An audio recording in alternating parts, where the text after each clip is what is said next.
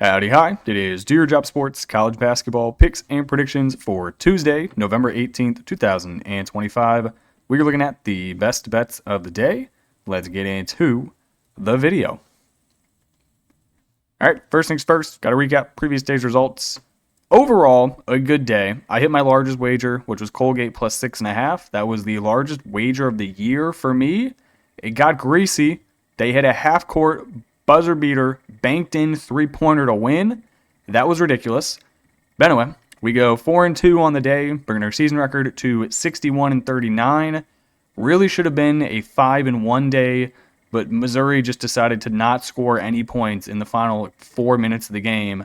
So we missed that over-under by 2. That's fine, whatever.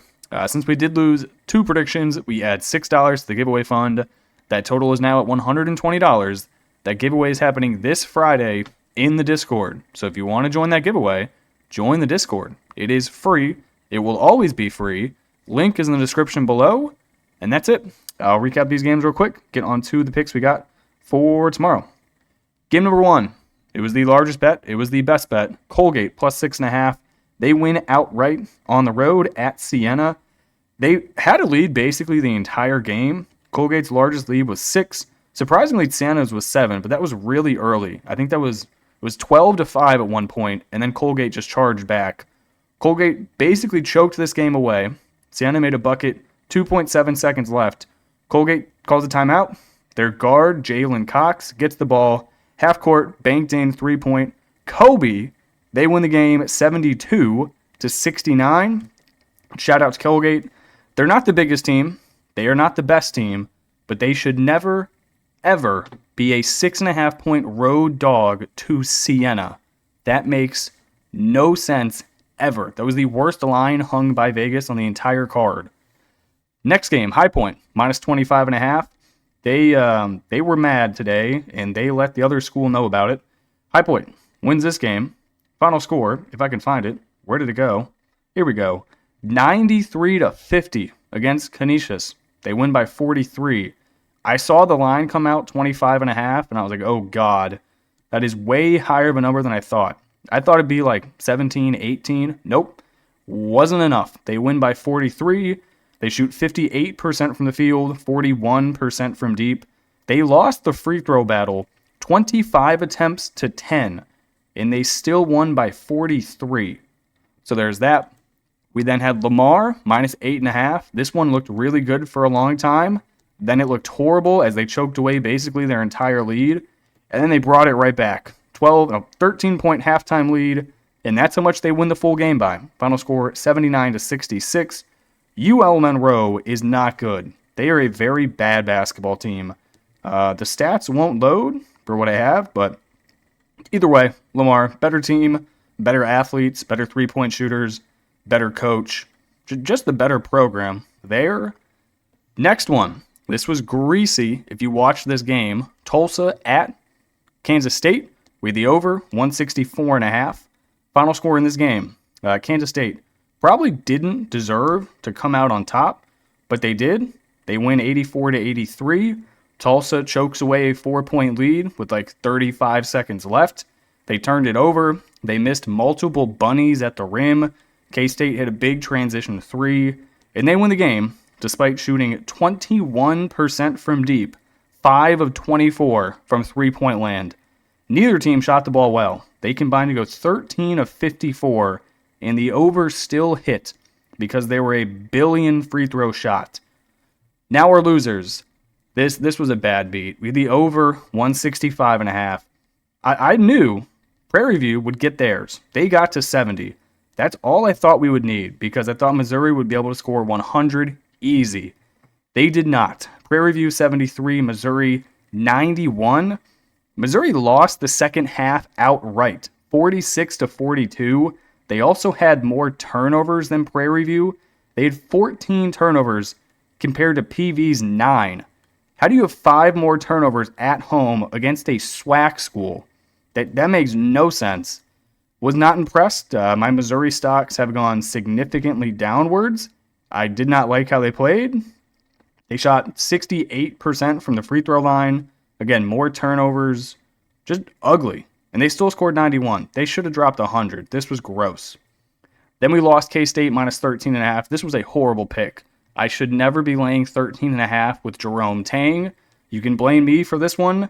If you laid it, I apologize. Never doing that again. Jerome Tang, never a double-digit favorite. Always bet the other way. That was stupid. They should have lost the game, but they won. So good job, Kansas State. You live on. All right, that's the recap. Let's get on to the picks for tomorrow. All right, first game we got, it is NJIT on the road in Philly at Drexel.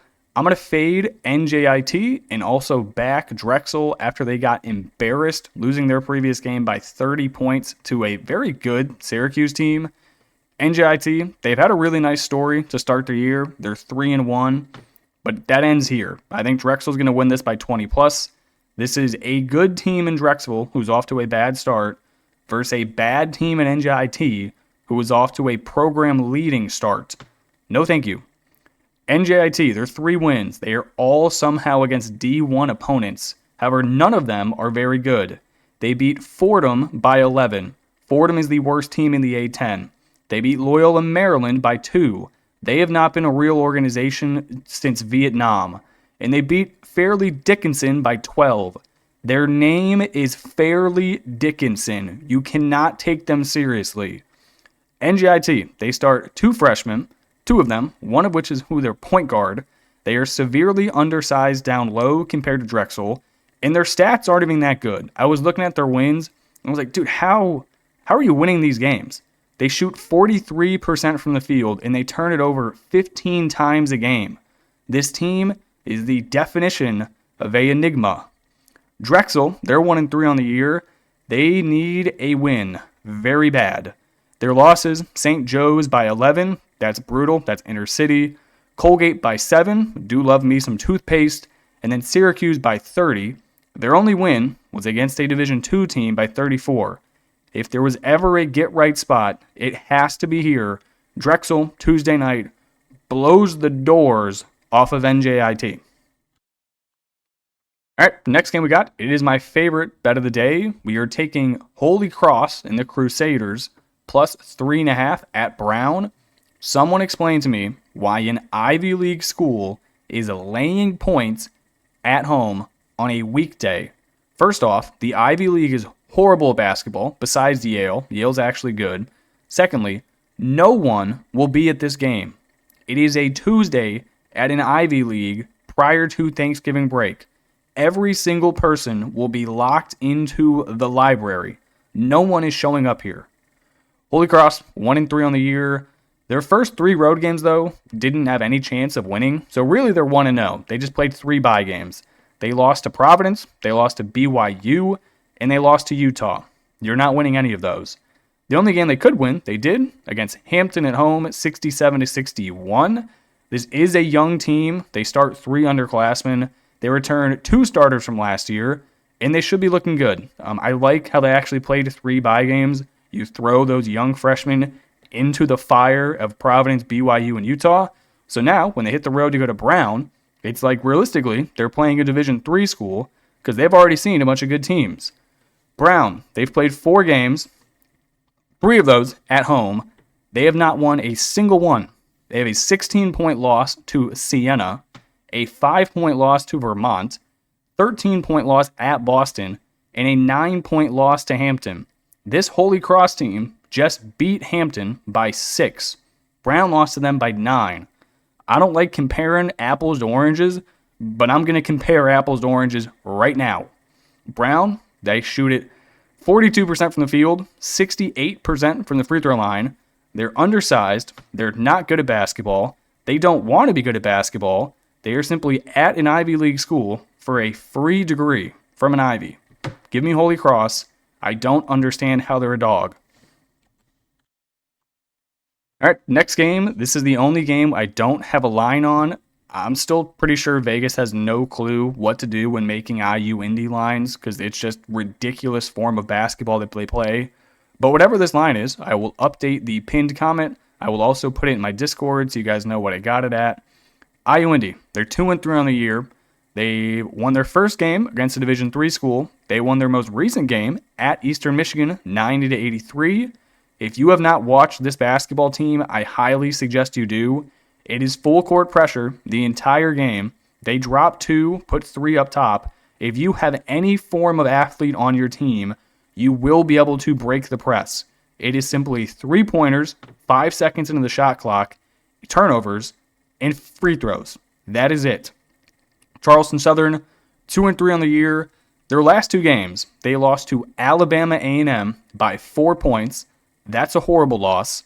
And then at 6 points at home to Lindenwood. Another horrible loss. They return 0 starters from last year's team. They have 2 JUCO guys in their starting lineup. They're going to be more athletic than IU Indy. But then again, every single team IU Indy plays will be more athletic than them. You just simply cannot fuck with IU Indy in the style of ball they play. So I will take IU Indy. I will also take the over. All right, next game. Little Rock on the road at Murray State. I'm going to take Murray State minus 14.5. Murray, they've been very impressive so far this year. They got a really deep bench. They can shoot it from everywhere. I'm not sure how Little Rock is going to actually keep up with them. Little Rock 2-2 on the year.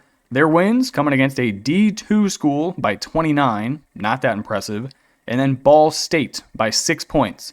Ball State's one of the worst teams in the MAC, so actually scratch that. Ball State's probably one of the bottom 30 teams in the country. Their losses on the road to Milwaukee by 20. I think Murray State is much better than Milwaukee. And then Marquette by 40. That loss keeps on getting worse and worse with every single game Marquette plays. They struggle big time holding onto the ball. They turn it over 18 times a contest. Mind you, they've played a Division II school, Milwaukee, and Ball State. We can toss that Marquette game out. How do you turn it over 18 times a game against those 3 schools? I could see maybe like 8, 9. How are you averaging 18 with 3 of your opponents being not good? They don't have a true center. Their starting center is listed at 6'8". That's not going to work considering Murray State's point guard is 6'9". Their bench is all underclassmen. If this team gets in foul trouble, which they will, because Murray State is the definition of a drive-it-and-kick team, which just results in hella fouls, they're done. You're going to have a bunch of 6'4" white dude freshmen off your bench. You're screwed. Murray State 3-1 on the year, flawless at home. Their only loss came on the road to SMU by 11. They beat Omaha by 8, Mississippi Valley State by 48, and then Nichols by 20. They went the European option. I think their starting point guard, I said he's 6'9", like 230 pounds, played European professional basketball for 3 years. Their entire team is like that. They shoot it 49% from the field. They have a good home court. Little Rock's just not going to be able to keep up. Give me Murray State minus 14.5. I think I'd lay this all the way to 20, 22, somewhere around there. All right, then we got final. Probably the best game of the night, unless you like Kansas and Duke more, which you might, but Kansas has some injuries, so maybe not. I will take Kentucky minus 5.5. I will rock the over 153.5. This is a neutral site game at the Garden. Tips at 6:30 Eastern. You get Tom Izzo versus Mark Pope. Sparty, they've already won a big game this year over Arkansas at home. Kentucky, they're hungry. They lost to Louisville on the road. Should be a banger. Sparty, 3-0. They beat Colgate by 11. Shout out to Colgate, only losing to 11 on the road in East Lansing to Sparty. This Colgate team I like more and more. Arkansas by 3, and then San Jose State by 19. This is their first time leaving East Lansing this year, so that is something to note. 2 very different styles of basketball. Tom Izzo, you're going to play slow, you're going to be defensive, and you're going to be annoying. Kentucky, the exact opposite. You're going to run quick, you're going to shoot the ball, and you're going to do a lot of substitutions. Wildcats, 3-1 on the year, beating all their team, like quote-unquote bye game teams by a bajillion. Their only losses on the road to Louisville by 8. They start a bunch of freshmen. Their best player, well, I don't know about their best player. Their best transfer they brought in, he's not going to actually play till, I think, January. Big man, Arizona State transfer. I still like them to win here. They're incredibly deep off the bench. They got a bunch of athletes. I don't see how Michigan State's going to be able to keep up. Give me Kentucky. Give me the over. I could see the Wildcats winning this. 93-82. All right, now we got the almost bets. First one is Navy, plus 24.5 on the road. This Navy team returns a lot of production from last year, and UNC is without Trimble for I think like 6 to 8 weeks. Basically until the start of ACC play, he's not going to be on the team. He is their best player, so I will fade them without their best guy. Then you have Kansas, plus 10.5 at Duke. I'm pretty sure Kansas is without their star freshman point guard Peterson. They still have a bunch of dudes on this team. Everyone and their mother is going to be on Duke. I would wait if you're betting this game and you want to take Kansas. Wait till right before tip-off. You'll be able to get 11.5, 12.5. No one's going to bet Kansas, and this game's going to be close. It's Bill Self. He'll make it close. Finally, Sacramento State at UCLA. I will take UCLA minus 27.5. Mike Bibby and the Sacramento State team are awful. You have that Mikey Williams as their point guard. I think he's averaging more turnovers a game than made shots. He's ass. You have Shaq's son on this team. He's not any good. He's been in college way too long. Give me UCLA. I do not think this game is close. All right, that's going to do it for me in this video. I appreciate you guys watching and tuning in, and I will catch you in the next one. Peace.